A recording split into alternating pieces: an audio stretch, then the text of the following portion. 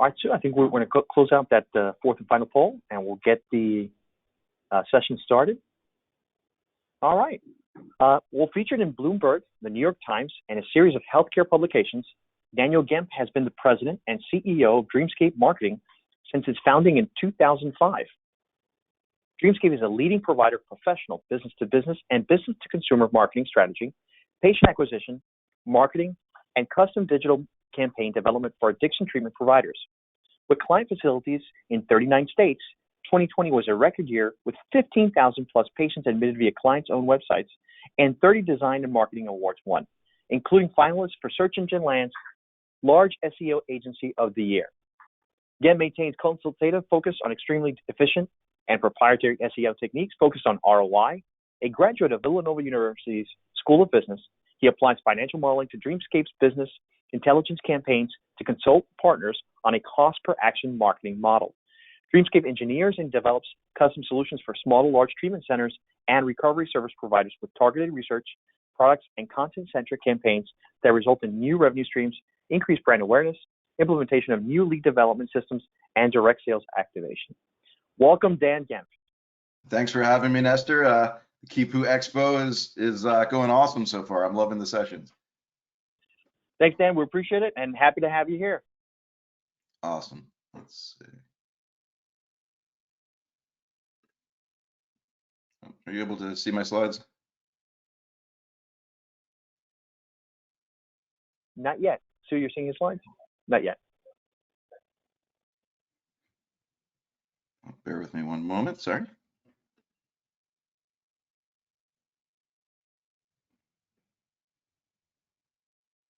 How about now? Not yet. Bear with me 1 second. Sorry for the technical difficulties, folks. All good. We're all adjusting to the world of Zoom and webinars and the technical features. Again, we want to thank all of you who are just joining us for Dan Gemp, who is our keynote speaker for day 2, and appreciate your participation in the polls. I'm just going to kind of work back here on the polls and just kind of recap what we saw, some of the results. So does your website automatically capture leads, chat, and forms? And 33% of you said yes, 67% said no. So I think obviously there's some opportunities that Dan will address in just a moment. All right, hold on 1 second. Did I disappear just now, folks? You did go away, but you're back. Okay. So do you need to make me presenter? Sue, I think he's presenter, right? I am presenter? Yeah, yeah. Very strange.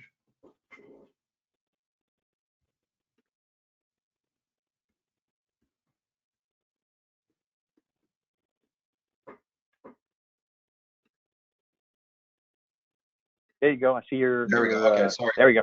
Perfect. It just clicked over to presenter mode. All right, cool. Thank you, everybody. Sorry for the technical difficulties. I will make up for it with amazing quality of information and extremely useful data. With that, welcome to our keynote today, Maximizing Returns, the 2021 Digital Marketing Plan. I'm going to share a lot of our internal data and aggregated client data today and really work to give you guys the game plan, right? How are we going to navigate this year? What did change? What's going to change?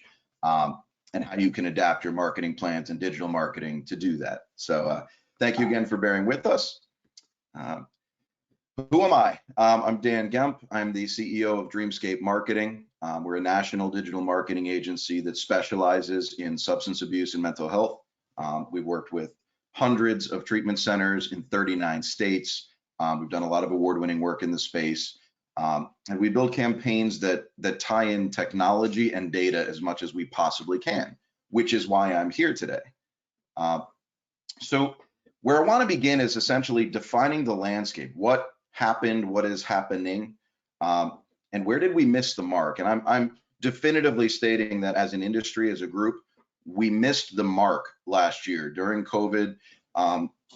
there were opportunities that we failed to meet for our audiences. And here's where I'm saying that. In 2020, there were absolute record highs in terms of first-time inquiries for treatment at all levels of care, mental health primary diagnosis, record year for overdose deaths, and we're going to discuss that today. Telehealth was deployed at such scale. Not only was it a record year, it was utilized something like 200,000% more than 2019. Outpatient local searches for care were at an all-time high. And what we saw on our end, it was a record year for admissions. We are only primarily tracking residential level of care, but we saw our clients drive 15,000 admissions for residential care through their own websites. I'm going to explain why that's important later. That's not a brag. That's an actual kind of an industry benchmark. And tens of thousands of admissions at all levels of care. So the opportunity, what I'm describing here, to have captured that market share for yourself through your own digital marketing was there in 2020 and was not captured. And here's why. There are record opportunities to help this year, and where you need to shift your focus and shift your target in your marketing is pretty critical. So there is a pent-up demand for treatment. We have actually seen this before. This is the third or fourth pandemic level crisis this industry has faced. There was the financial collapse back in 2009, and that immediately led to about a 15 to 25% spike in demand for treatment. The trauma of financial losses and the impact that had on families.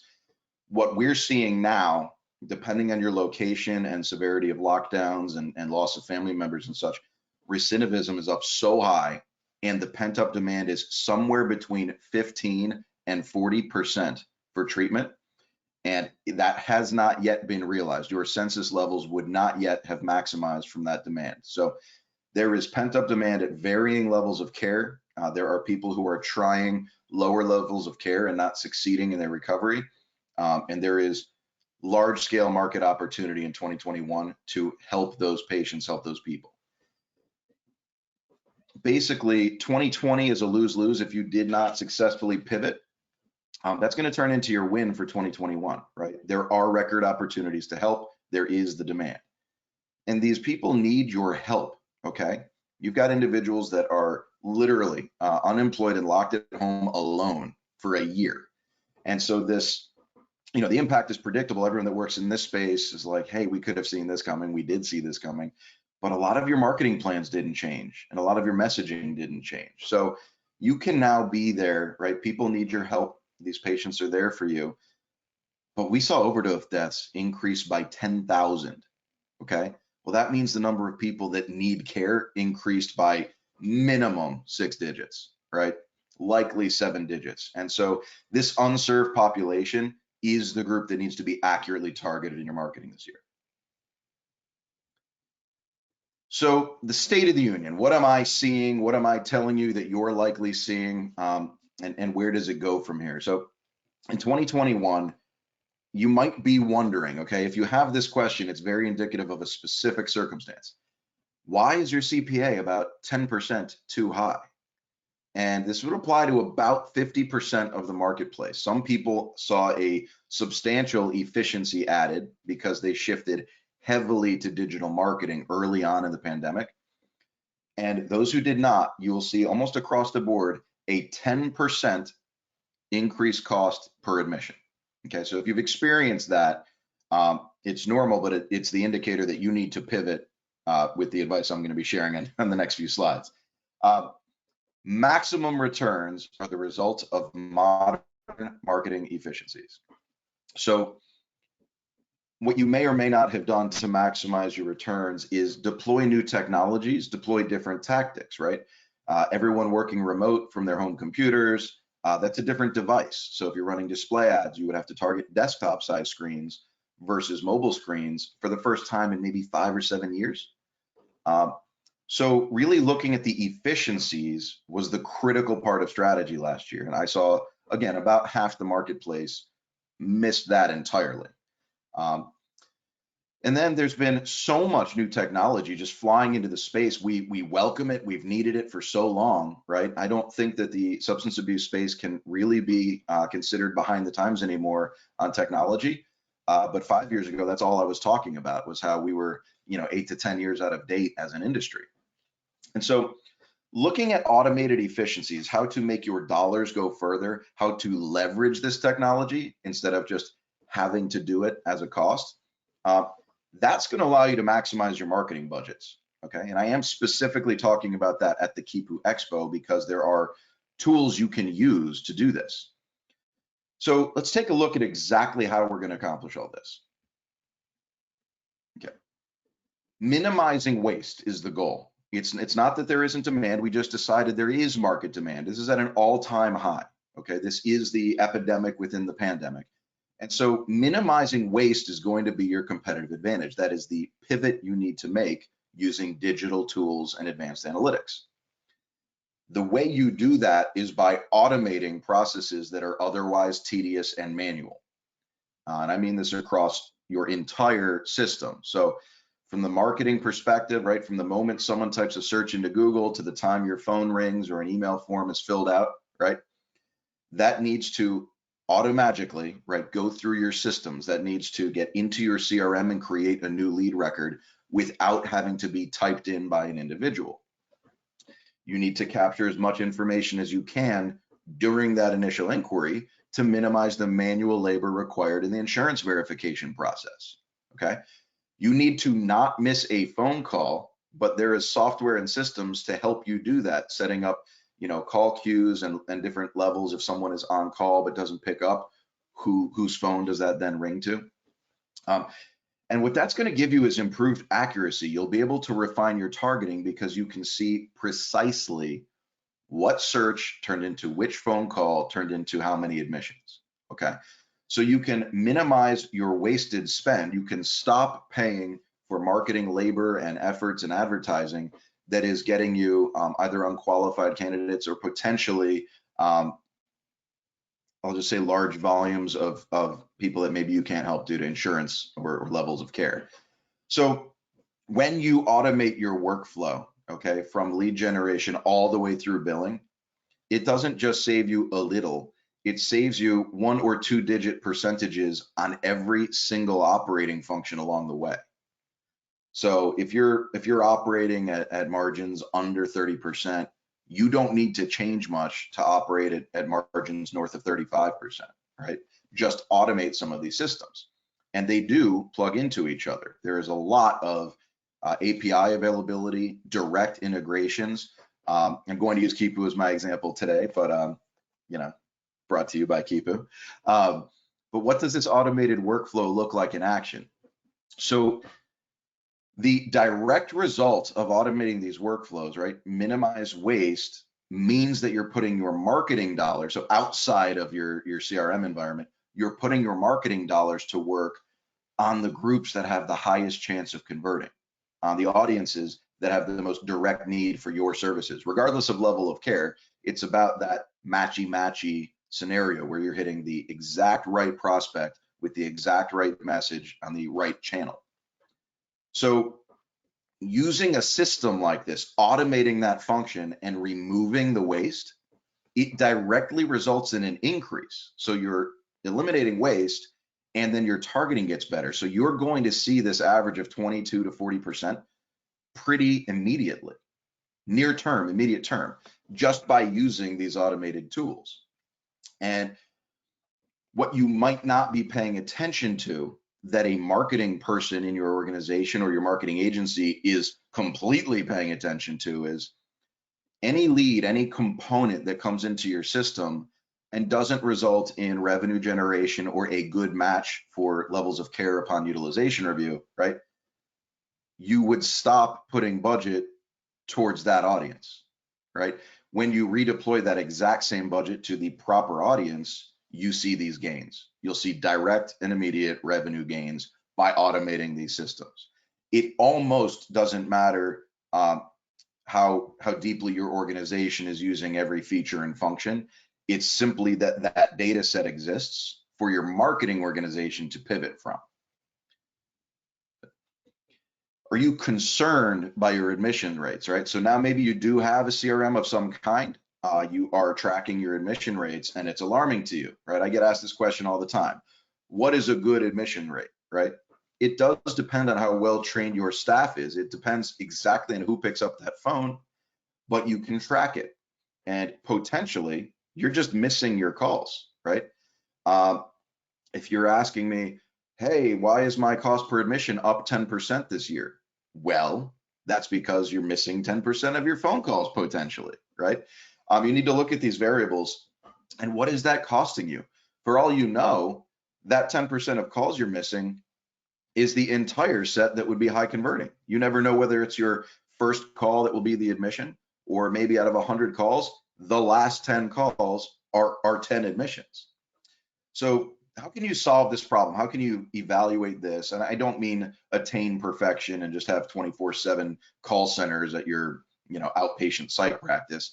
What I'm talking about is efficiency, using your tools to identify your weaknesses. The best way to double your return on investment from marketing and digital marketing is to double your close rate on the admission side. It's not spending more and hoping more. It's training, getting tactical, and using your data set for decision making. So how do I advise doing this?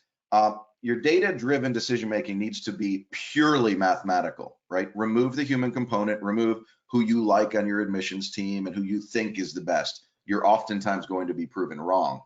But if you look at your general historical averages, if you say, hey, look, last year we closed at about 10%. For every 100 calls we got, we were able to treat or help 10% of those people, right? If you miss 10% of those, then you directly lose 1% of your revenue. And that can be an awful lot. Well, what does that equate to? Because maybe 1% of your revenue is plenty to either fuel additional analytics labor on the marketing side of your organization, or a human being, right, a new hire, where that 1% is way more than the salary of a person, and they can be your admissions secret weapon. You hire a much more senior level admissions person to cross-train your team, to take calls themselves, to utilize your tools because they have a data background. And so this is where, a lot of my conversations with clients, we're nitpicking over little details like 1% differences. And they don't realize, as I scream from the mountaintops, you have the tools in place. You actually have the data to make this decision, right? And if you get 1% better at closing a lead or a prospect into an admission, right? By showing empathy, by having that right insurance mix, whatever that looks like, or you can eliminate some waste by not missing calls and not missing contact forms, or replying right away instead of a day and a half later to a contact form. That is the budget you need to fix these systems. So how was your 2020 digital marketing mix weighted? Okay, hindsight is 2020, last year is 2020. A lot of us want to forget 2020, but adjustments were not made large enough. I saw a lot of groups very rapidly react to lockdowns as soon as they realized that COVID wasn't going to be a 2-week flattening the curve scenario. As soon as they saw massive communication from alumni and massive relapse rates. I did see organizations convert their budgets at scale, but they didn't do it enough. They maybe increased SEO by 8% and decreased PPC by 4%, and they hyper localized their ads, which was good because fewer people were traveling for treatment. But the data we have, these shifts should have been dramatic, right? Substantial. So looking at your 2020 mix, what you need to be asking yourself, was it heavier on paid media, just paid ads in general, or was it heavier on social, right?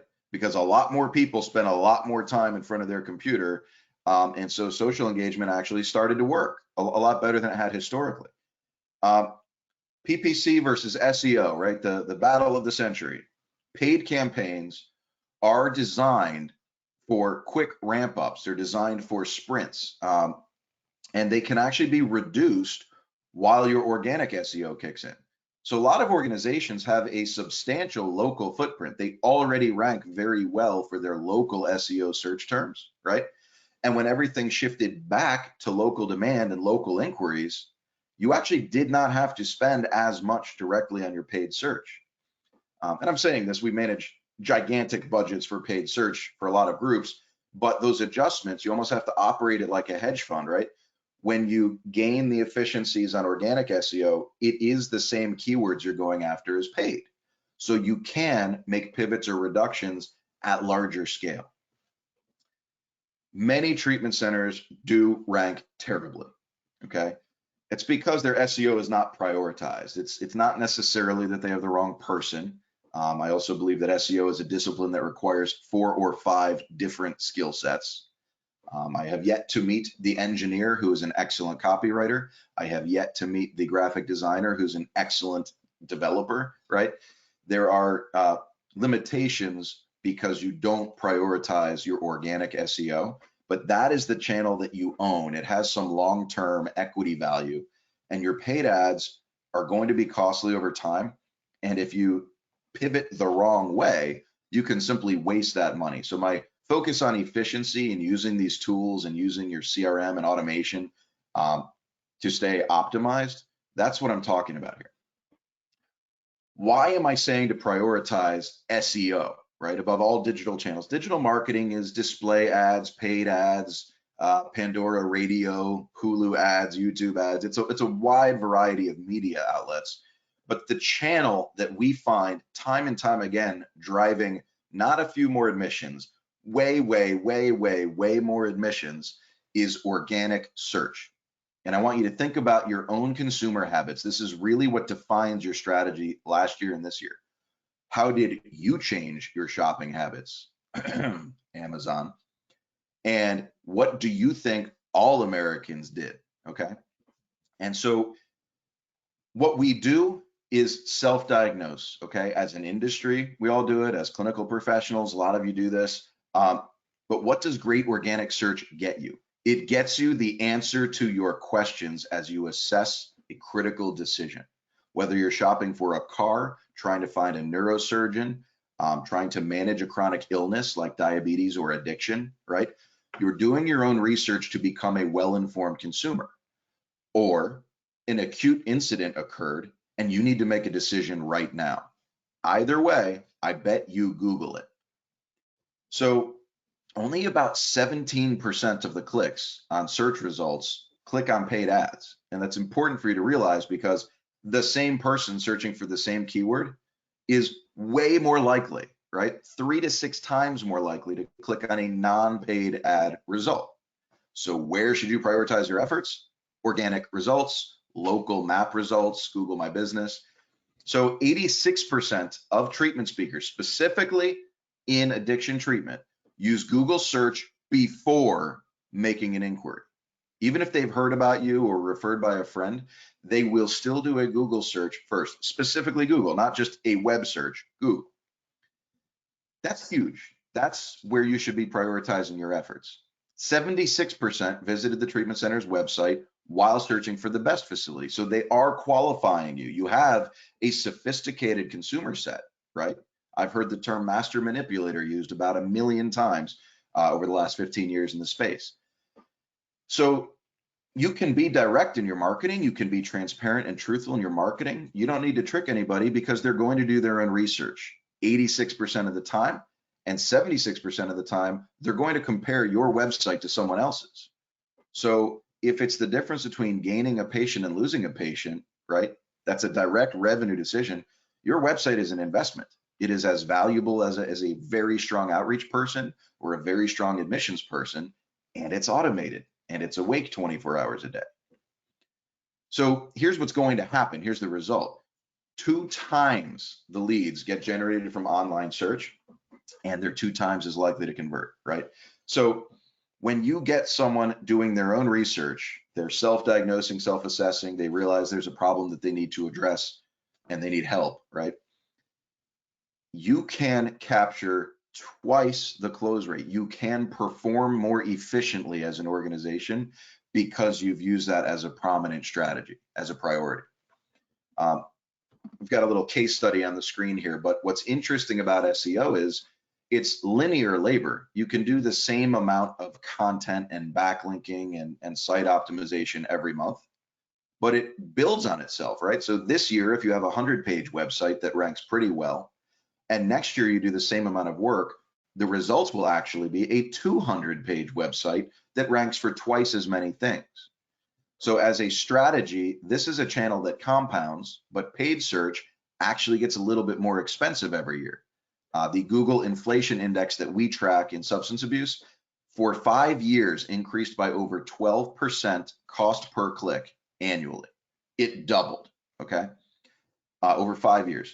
After Legit Script, it has increased by about 2.3% annually. So last year was not a crazy increase in cost for you, but still an increase. So we have a very medium-sized treatment center with all levels of care that did not change their budget for years, right? And from 2017 through 2020, their average increase in new users visiting the website was 157% in 2017. From 2018 to 2019 was 133%, and in 2019 through 2020 was 138%. But they didn't have to change anything. They simply continued to add content, continued to optimize. They realized it was a viable channel for them, okay? And it doesn't matter who you're using to do this. You simply need to be exploring this tactic to optimize your budget, okay? This is my favorite slide, okay? Digital marketing in the pandemic era. What has changed? Everything has changed. Your lives have changed. A lot of things are never going back. And so the hard truth is that to some degree, treatment centers' marketing strategies are missing the mark at an increasing rate. You're actually potentially getting worse. Most treatment centers that are experiencing that do not realize it. They are not aware of it. And so it's not going to get better when things reopen. It means you've gone in the wrong direction, and you need to reassess, pivot dramatically, and take some pretty drastic action. It may mean your business model actually needs to be adjusted.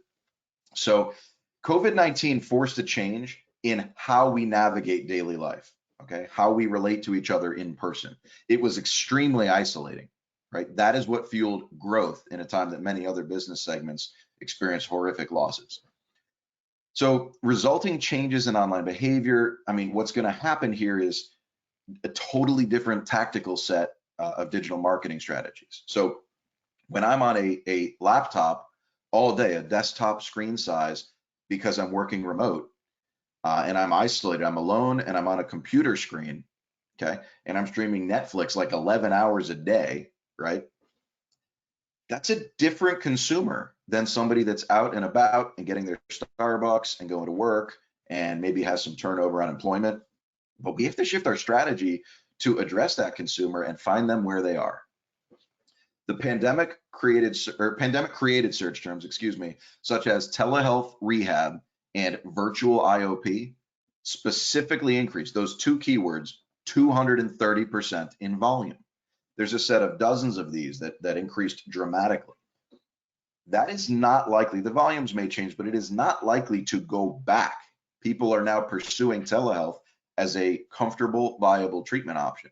A percentage of them will go back, but not a 230% increase. The screens we're targeting with our display ads and our PPC and our organic, right? Longer form content is being digested. People are reading again. People are watching videos like they never have before. And there's a huge consideration that I've actually gotten direct pushback on, but I have tons of data on. The large scale changes in employment substantially impacted this industry, okay? So even if you lost your job and quickly got a new job, right? How long are you on COBRA until you're eligible for employer provided insurance? Did you just decide, you know what, based on timing, I'm just gonna go on the public exchange? So we've seen not a few people, tens of millions of American families, multiple people per family, switched insurance during this pandemic. Either maybe not the carrier, but the type or level of insurance. So this dramatically impacts our industry, and I don't know that everyone changed their marketing to meet that. It doesn't necessarily mean, oh, your only option now is to go in network or accept Medicaid. What it means is you need to really, really assess that in your state on a national level and factor it into your marketing budgets. Where does new technology take us this year? What is 2021 going to be? So your 2021 marketing plan It might intimidate you, but so many of you did such a great job of adopting new technology during 2020 that you shouldn't be scared by it. Okay, in 2020 there was this intimidating digital pivot where everything was phone first, video first, streaming media. You signed up for Netflix for the first time. Whatever that looked like for you, you did a whole lot more Zoom meetings, I guarantee that. So however the programs that are thriving now adapted and adopted, that was actually a capitalization. They were capturing new market share through this technology. They funded technology that they could leverage in their marketing. Telehealth is the obvious example, okay? Mobile app usage. There's alumni mobile apps like Cared For have been publishing like 800% monthly increases and such in actual utilization by alumni. Video content has accelerated by thousands of percentage points. And just the amount of time you spend digesting it, right? Do YouTube ads perform better when people are digesting an additional hour a day of YouTube? Oh yeah. And then new technology applied directly to your business model. So meetings, AA meetings, NA meetings, they just vanished overnight. You couldn't, have that coffee meeting in a church basement anymore. And so there was massive demand immediately at the start of this COVID shutdown, where virtual meetings, a Zoom hosted meeting, and you guys can debate the level of effectiveness there all you like, but the adoption has been massive. Millions of Americans are participating daily in either alumni meetings, group meetings, AA, NA meetings, on virtual platforms, on Zoom and Zoom related platforms. We're finding with treatment centers that built their own option for this, built their own branded solution, provided a Zoom environment for these meetings to occur, they're getting way more engagement with alumni. It is leading to more trust. It is leading to more alumni referrals, and it is leading to more when relapse occurs, which it does at alarming rates. That patient trusts you enough to come back instead of blaming you for failing to fix them. Okay. So using these technologies are going to help you do a lot this year. The part that's here to stay, right on the alumni side, I think that anyone who experienced sincere outreach, wellness checks, people that were isolated in senior communities during COVID, those of you who actually called your past patients and said, how are you? Are you okay? Right? Again, think about job loss and the impact that can have on families and individuals. With your alumni marketing, the opportunity is greater than it's ever been before to sincerely connect and build a real community, okay? As March Madness begins, you look at these universities that have amazing alumni programs and they've developed fanhood. You can do that now, and the opportunity was not directly the same 1 year ago. So maintaining these meaningful connections, it's been tested and it's proven to be extremely valuable to them and to your organization. The first weeks were stumbling blocks. We all had to learn. We all had to figure out how to use Zoom. I had technical difficulties at the start of this, and I do this all the time. So today, your alumni apps, the services you're using, the video you're leveraging, these platforms, they're surging in popularity, and they're going to continue to be comfortable. Now people are used to them. So compared to the in-person counterparts, can you get your alumni base that is from 20 different states all across the country to all show up for the annual alumni barbecue? No, you're only going to get the locals and a couple fly-ins, right? But if you had a virtual option, you could engage the entire alumni base, and you can deliver very strong messages and resources and job placement and life skills training forever. So these technologies aren't going to be the only choice in the future. You're going to have more choices, cheaper choices, more effective choices, specialized products coming out for this industry. And you're going to find that there's a permanent place for these technologies in your business model now. So where are the roadblocks on your program's road from Google search to admission? And you do have them. I'll do my best to be clear on these. So someone goes to Google and they type in addiction treatment near me. And that localized trend has increased dramatically, typically 20 to 30% across the country, more localized inquiries. So they land on your website. Then they need to find answers to their questions. So you either need to produce content in question and answer format, right? Or you need to tell them, in order to get answers to your questions, you should call now. You should engage with live chat. You should go to our contact form and see if your insurance covers treatment. Click on the FAQ page, right? So you guide their user experience, and then they contact you. And you'd better be there when they reach out to you. When someone says, I need your help, I've looked at your website and I think you might be a fit for me, you'd better pick up that call. I believe you're morally obligated, but from a marketing and business perspective, you stand to gain financially. So why wouldn't you? And scheduling an appointment, I'm using the term appointment because it may be that they just need insurance verification, that the actual user needs will change case to case. But eventually your goal would be to demonstrate that care and that empathy and match them to your program and then admit that patient. So if you integrate your intake process and your admission systems, your CRM, your insurance verification software, all these tools, all the way through admission, that can happen very, very quickly, in minutes instead of hours, in hours instead of days. And every step must lead the patient to the next step. If you try to skip one, you will fail.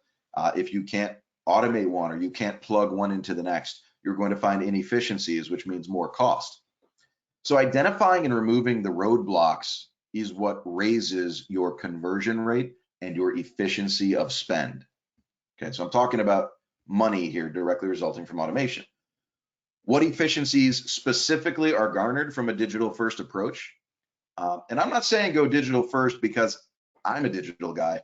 I'm saying that the organizations that benefited the most deployed automation and refined their efficiency of spend on their digital marketing the most. Those are the companies that grew the most during COVID.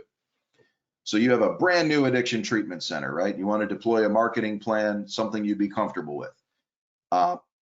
Traditional networking, referrals, outreach, that is such a limited option, right? Several states are still on lockdown. So with traditional networking and referral sources limited or completely halted, you need to invest in more automated systems and more media, but you certainly don't want to be wasteful. I believe it was John Wanamaker who said, I know I'm wasting half of my marketing dollars, I just don't know which half, right? So these systems will illustrate to you where you have waste. So what this evolves into is a Google search, specifically a Google search, right? Then they go through your marketing engine. In this case, I'm saying Dreamscape. Then they go into your CRM, all automated, right? So you're investing in automated advertising, SEO, pay-per-click ads, display media ads, searching on Google, going through your marketing engagement, your website, going into your CRM, and then, typically one click to get them from your CRM into your EMR once you admit that patient. And then that should be pretty automated, nice clean paperwork so that you're going to actually get paid. That should go directly into your billing software or your billing organization to manage. So all of that can be automated. And again, single-digit percentage increases at each of those stages can lead to double-digit percentage increases in your margin. Minimal staff. So we had a specific client with minimal staff start during COVID, and within 6 months, calls were increasing dramatically and conversions were increasing dramatically, okay? What we've learned, this is actually from the opening presentation at the KipuExpo by Jeff, there was no downturn for addiction treatment as an industry at all. The COVID-19 impact did not hit our industry, right? Data dictated that there was a rapid and immediate correction. So anything that did happen, the shift to local treatment, a shift to telehealth, most of you pivoted at a scale that allowed the industry to continue to function, right? Census levels increased during the pandemic consistently, predictably, and similar to past nice, steady time periods of continuous operation. I find that intriguing because what I saw is a lot of people freaking out and deploying new technologies and changing up marketing strategies directly. And you know what? Things went okay. And I think you should be proud of yourselves for that. But you did leave substantial opportunity, and the increase in demand, I think, still on the table. And I believe it can still be, captured as market share, and you can still help this increased demand population. So by automating all of their systems, right, this client could quickly identify the roadblocks in their marketing admissions process. That's what you're trying to do with automation, is actually identify where you're not good, right? Yeah, it saves some time. Yeah, it's fancy technology and your IT staff will be happy, but really it's going to point out to you without opinion, right? It'll seem harsh, where you're bad at what you do. So what's on our 2021 checklist? You need to know where you're starting from. You need to assess your current position in all marketing, and then specifically on digital. Our free tool is here, dreamscapemarketing.com/website audit, and just get a quick snapshot. You need to automate your systems, okay? You do need to plug your marketing directly into your CRM. Every time your phone rings, every time a form gets filled out, every live chat you have, we use call tracking metrics as a preferred platform, but these softwares, these technologies plug directly into your CRM, usually for free. So start there, begin there with your website attached to your CRM system. Readjust your ratios, right? You may need to do this dramatically. You may need to assess the effectiveness of your in-state or out-of-state PPC budget, shift to local or away from local if you went a little bit too far in that direction, and reallocate some of that to content marketing. That may be social media, that may be SEO, but become publishers, become producers of content. Here's what you need to modify at the strategic level. Organic content, right? There is an algorithm update coming that addresses core web vitals, a few little technical components on how your site loads, how content is delivered, and multiple media formats.